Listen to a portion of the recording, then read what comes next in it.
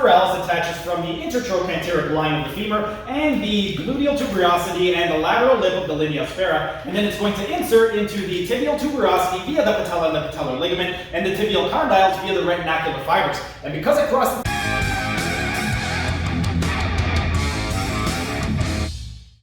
Hey everyone, Steven here with TV Fork, and this week's YouTube shorts are dedicated to the Vastus Lateralis muscle. The Vastus Lateralis is one of your quadricep muscles, and it's the most lateral of the quadricep muscles, and one of its responsibilities is going to be stabilization of the patella, which makes it a very important muscle, especially in managing something like knee pain. Because the Vastus Lateralis is the most lateral, when that muscle gets really tight, what's going to happen is it is going to pull the patella laterally, and you're going to get a tracking issue. So what you would want to do to mitigate that would be to do some stretching exercises for the Vastus Lateralis muscle.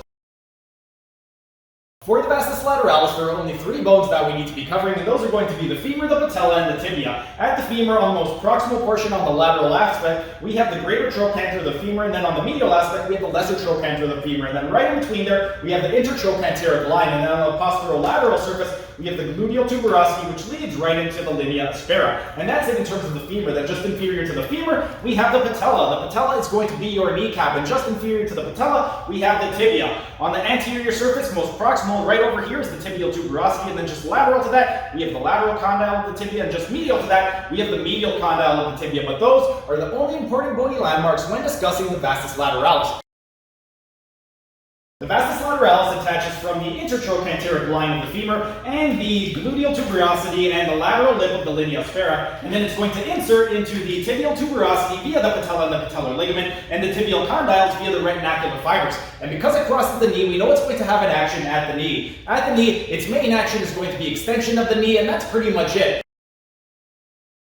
The Vastus Lateralis is innervated by the femoral nerve, and more specifically your L2, L3, and L4 nerve roots. And the reason that's going to be very important is because if we have any type of damage or compression to the nerve roots in those areas, then the nerves are not going to be able to send the proper signal to the Vastus Lateralis to fire properly, and that can limit blood flow and oxygen in the area, which can lead to things like low back pain, hip pain, knee pain, ankle pain, and foot pain. So we would want to address it immediately. And one of the ways in which we could address it would be to do some ELDOA exercises for the nerve roots in those areas. The reason the ELDOAs are going to be so great is because the whole purpose of an ELDOA is to create space within a joint. So if we create space within the joint, that can improve the function of the nerve, and then the nerves are going to be able to send the proper signal to the Vastus Lateralis to fire properly.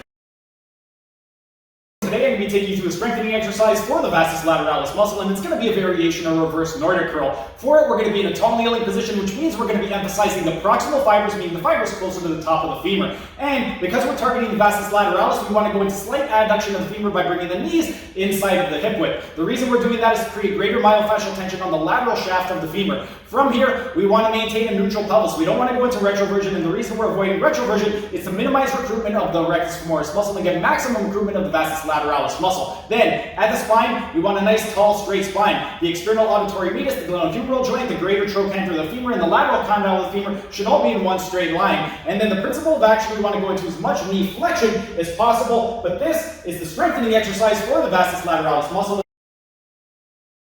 Today I'm going to be taking you through a myofascial stretching exercise for the Vastus Lateralis muscle, and for it we're going to be in a prone position, meaning you're going to be laying down on your stomach.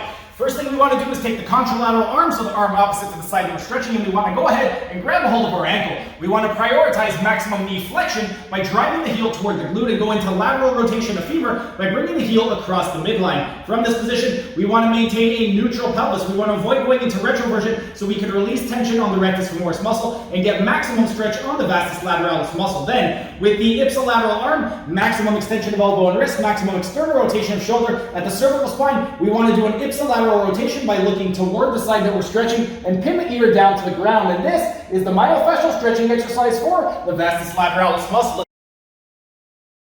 For the L3, L4, ELDOA, we're going to be in a seated position with our legs extended and our heels touching. We're going to flex our knees to 90 degrees, going to dorsiflexion of ankles by pointing our toes toward our head, eversion of ankles by pointing the soles of our feet away from each other, and then drive the knees down toward the ground. We want to take our heels and bring them as close together so that they're not touching. At the pelvis, we want to go into retroversion of pelvis, flat lumbar spine, flat thoracic, our chin is tucked in, crown and head is pushing up, eyes looking down at the floor to put the dura mater under tension. With the arms, maximum extension of elbow and wrist, maximum external rotation of the shoulders, flex the shoulders to the level of coronal plane, so bicep in line with the ear. We're going up with the palms, up with the crown of the head, driving the knees down to the ground, and this is the L3, L4, ELDOA.